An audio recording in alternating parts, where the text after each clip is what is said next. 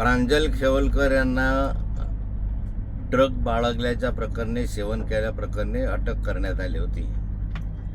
परंतु आज त्या ठिकाणी त्यांना जामीन मिळाला. त्यांच्याबरोबर साऱ्यांना ज्या ठिकाणी जामीन मिळाला त्या ठिकाणी असं लक्षात येत आहे की त्यांनी कुठलंही ड्रग सेवन केलेलं नव्हतं किंवा बाळगलं नव्हतं. तरीही त्यांना खोट्या आरोपाखाली या ठिकाणी रेव पार्टी केली म्हणून सांगण्यात आलं. प्रत्यक्ष ती रेव पार्टी नव्हती. 5 जण 7 जण एका घरामध्ये बसले ती रेव पार्टी होऊ शकत नाही.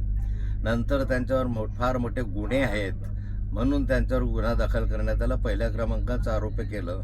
त्यांच्यात आयुष्यावर एकही गुन्हा नव्हता. त्यांचे जर हे सगळे किस्से जर पाहिले तर पोलिसांनी किंवा कोणीतरी कोणाच्या तरी सांगल्यावरून हे कृत्य केलेलं दिसतं आहे. आणि या ठिकाणी त्यांना या ठिकाणी जे सोडून देण्यात आलेलं आहे त्याच्यामध्ये आणखी न्यायालयामध्ये खटला चालेल. त्या माध्यमातून ते निर्दोष सुटतील असं मला विश्वास आहे. पण महाराष्ट्रामधलं राजकारण कितल्या खालच्या स्तरावर गेलेलं आहे याचं हे उत्तम उदाहरण आहे.